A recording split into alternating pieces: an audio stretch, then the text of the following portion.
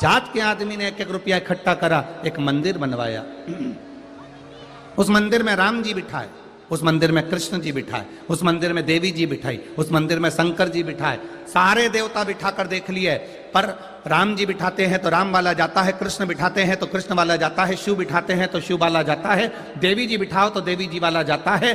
परंतु 7 जात का आदमी एक साथ एक मंदिर में जाए तो कौन से भगवान को बिठाया जाए? संत ने कहा एक काम करो, मंदिर तोड़वा दो, होटल बनवा दो। 7 जात का आदमी एक जगह खाना पसंद करता है पर मंदिर जाना पसंद नहीं करता।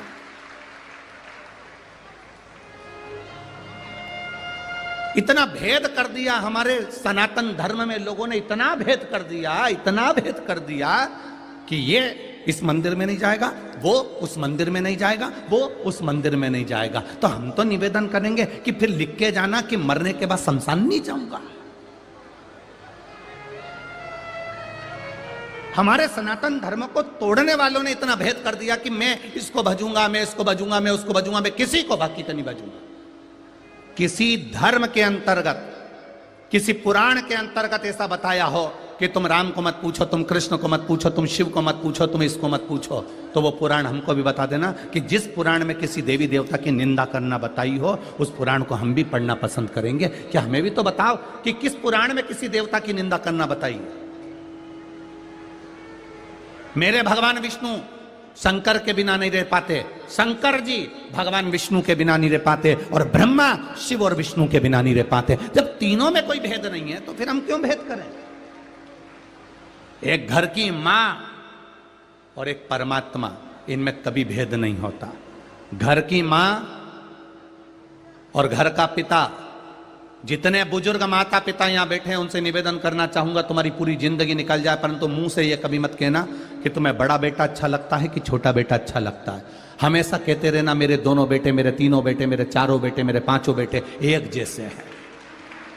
मां की दृष्टि में भेद नहीं होना चाहिए कि मेरा बड़ा प्रिय कि छोटा प्रिय, कि मंजला प्रिय कि संजला प्रिय। मां की दृष्टि में भेद नहीं होना चाहिए कि बड़ी बहू प्रिय है कि छोटी बहू प्रिय है, कि मंजली बहू प्रिय है कि संजली बहू प्रिय है। तुम्हारी दृष्टि में सब एक होना चाहिए। क्यों? क्योंकि बुढ़ापा आते आते आते आते आते आते गेंद किसी भी पाले में जा सकती है और किसी भी बहू से पाला पड़ सकता है। अपने मुख से कभी मत कहो कि मेरी बड़ी बहू अच्छी कि छोटी अच्छी।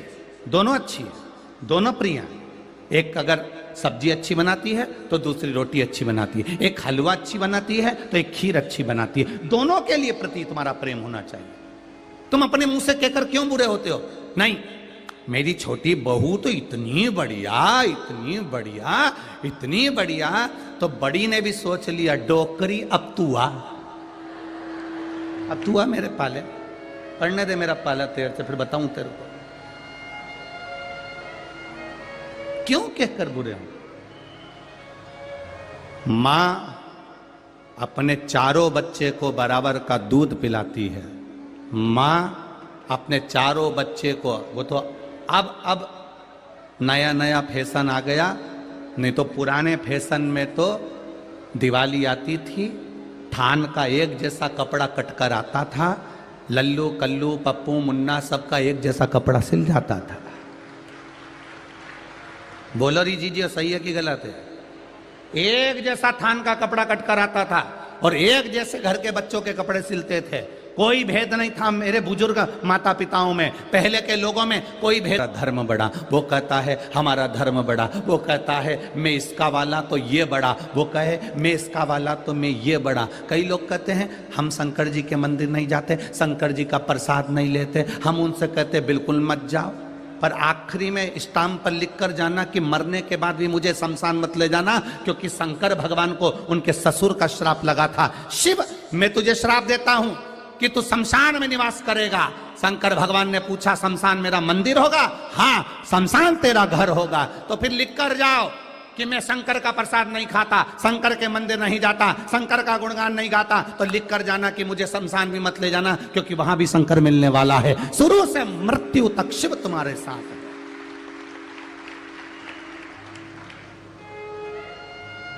जन्म से लेकर आखिरी तक भोलेनाथ मेरा देवाधिदेव महादेव तुम्हारे साथ में, हर पल, हर घड़ी, हर क्षण। हर घड़ी, हर पल, हर क्षण वो तुम्हारे साथ।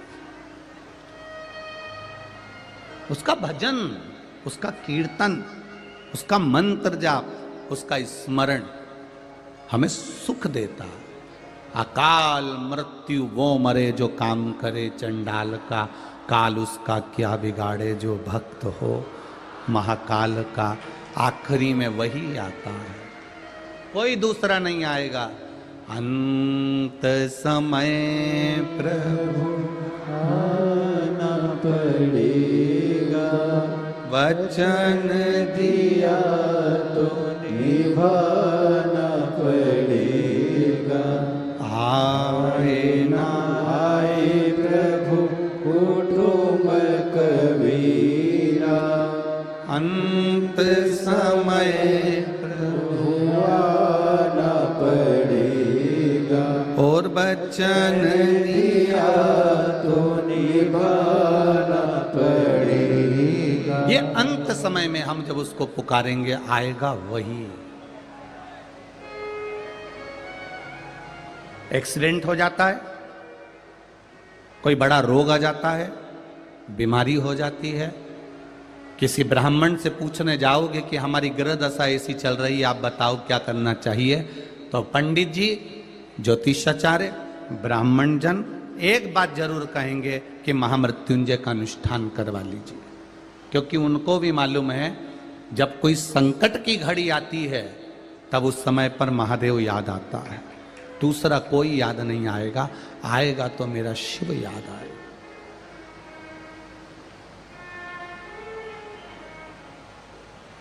अपने स्वार्थ को खत्म करो, और जिस दिन अपने स्वार्थ को खत्म कर दोगे उस दिन तुम परमार्थ करना प्रारंभ कर दोगे और शंकर तुम्हें मिल जाएगा, ये निश्चित है। अपना स्वार्थ खत्म करो।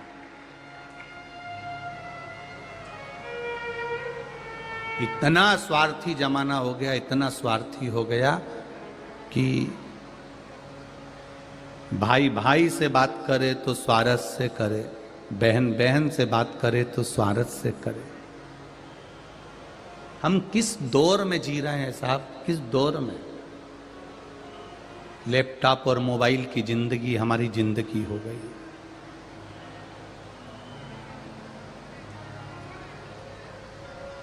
काम कुछ भी नहीं है और व्यस्त पूरे दिन है।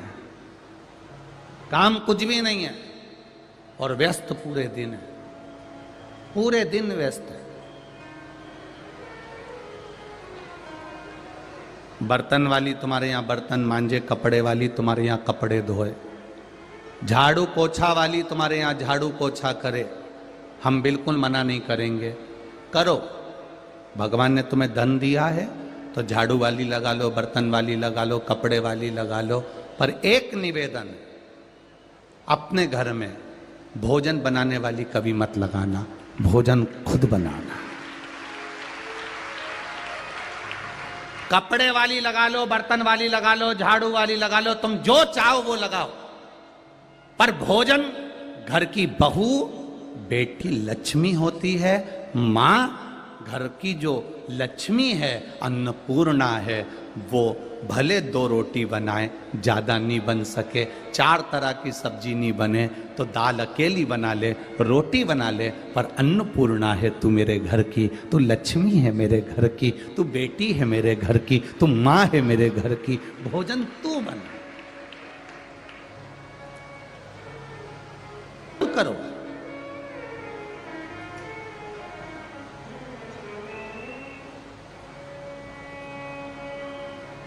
बर्तन वाली बर्तन मांज रही, झाड़ू वाली झाड़ू लगा रही, काम वाली काम कर रही, रोटी वाली भी रख ली रोटी बनाने के लिए। तो तुम क्या करोगे? धागे से 1 घंटे तक, या फिर इधर से नीली, इधर से पीली, इधर से कत्थाई करोगे क्या?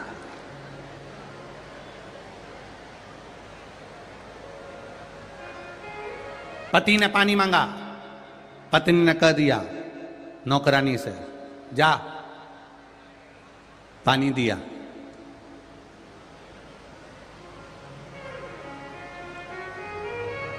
पत्नी को कोई चीज की जरूरत पड़ी, पति से कहा, पति ने दुकान पे से नौकर के हाथ भेज दिया, गलत है।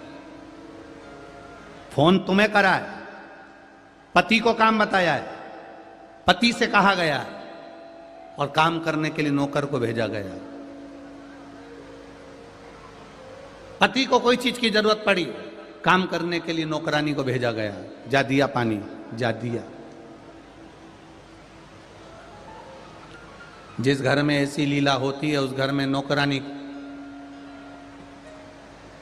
कब महारानी हो जाती है और कब महारानी नौकरानी हो जाती है पता नहीं पड़ पाता। महाराज जी थोड़ा सीहोर वाला महाराज बोलता बहुत बेकार है, ये तो बरहानपुर वालों ने भी सोच लिया होगा, ये बोलता बड़ा विचित्र है। एक बात बताएं, हम आपके घर के कुछ भी नहीं हो फिर भी हम ये चाहते हैं कि दुनिया का कोई घर कभी बर्बाद ना हो, खूब उन्नति की ओर आगे बढ़ते, खूब बढ़े, खूब तरक्की करे, खूब वैभवपति हो, खूब आनंद में जियो, इतने मस्त होकर जिंदगी जियो। ये मनुष्य की देह दूसरी बार नहीं मिलने वाली है, क्योंकि अगला जन्म तुम सोच के बैठे हो कि वापिस मुझे मनुष्य का मिल जाएगा, बरहानपुर में जन्म मिल जाएगा, मैं वापिस वहीं की वहीं जन्म ले लूंगी। तो जी बिल्कुल भूल जा, तूने दिन भर फालतू की बात करी है, केवल व्यर्थ की बात करी है, तो अगला जन्म तेरा मेंढक का होगा, ये निश्चित है, पक्का है। और दिन भर तूने चुपचाप एक दूसरे की बात सुनते रहे, इसने क्या बोला, उसने क्या बोला, उसने क्या बोला, तो अगला जन्म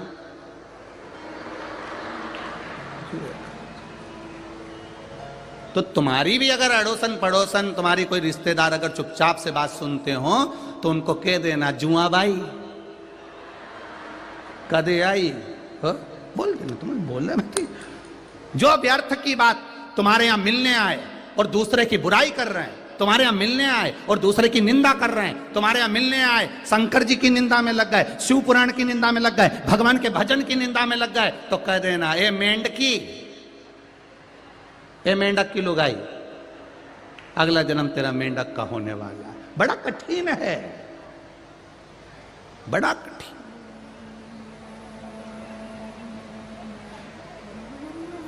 वैसे तो मुझे मालूम है बरहानपुर के लोगों का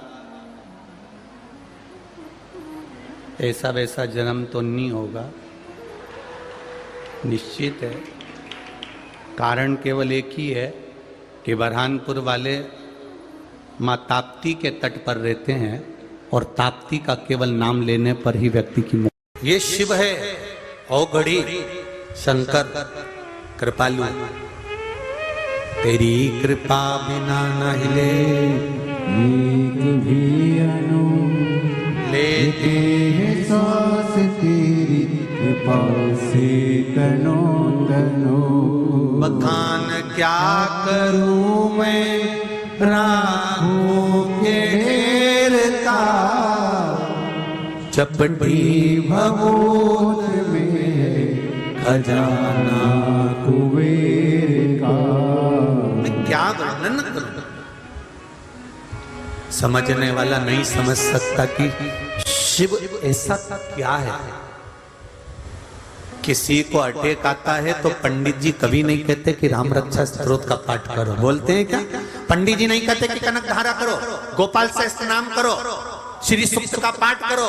अगर किसी का स्वास्थ्य खराब होगा, अटैक आ गया, एक्सीडेंट हो गया, वेंटिलेटर पर पड़ा है, तो विद्वान से विद्वान ब्राह्मण एक ही बात कहेगा कि महामृत्युंजय का पाठ करो, शिव का नाम लो, शंकर को याद करो। जो मृत्यु को भी जीत सकता है वो इसको बचा सकता है, बाकी का सामर्थ्यता के अनुकूल नहीं। महाराज एक निवेदन है, जब हम दुख की घड़ी में होते हैं फिर निवेदन है, एक शंकर का चरण अगर पकड़ लिया तो ये विश्वास मानना वो किसी के आगे तुम्हें झुकने नहीं देगा, तुमको संभाल। किसी के आगे झुकने नहीं देंगे।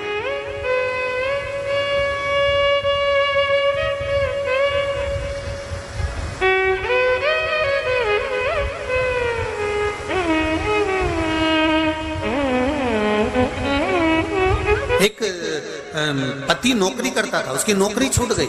छूटने के बाद में पति ने एक प्लाट था, प्लाट पर मकान बना लिया कर्जा लेकर। कर्जे वाले प्राण पर प्राण खा रहे, नौकरी अलग छूट गई। पत्र है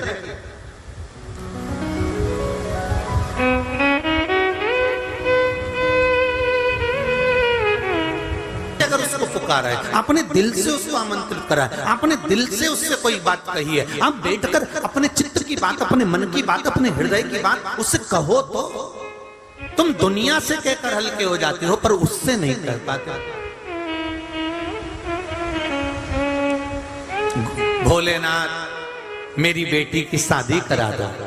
शंकर भगवान बोले बेटी तेरी तो मैं काहे को शादी कराऊं? जब तू वहां पर भी मेरा तेरा कर रही है, मंदिर में बैठकर भी, मंदिर में बैठकर भी कर रही है कि मेरी बेटी की शादी करा दो, तुम्हें वहां बोलना चाहिए भोलेनाथ आप ही की दी हुई पुत्री है, आप ही की है। और जैसे अशोक सुंदरी का विवाह करा था आपने, मेरी बेटी आपकी है और आपको इसका विवाह करना है। शिव जी कहे जब मेरी है तो टेंशन मत कर, निपटा दूंगा 3 महीने में ही। जा जहां तेरा अहंकार आ जाता है, मैं और मेरा आ जाता है, अभिमान के शब्द आ जाते हैं, अभिमत्ता की वाणी आ जाती है, वहां से भगवान दूर हो जाता है। जहां रावण शंकर भगवान की आराधना करते थे, रावण शंकर भगवान की आराधना में लगा रहता था, पर रावण जब अहंकार की बात करता था, मैं लंकेश हूं, तो भगवान शंकर बहुत दूर हो जाते थे।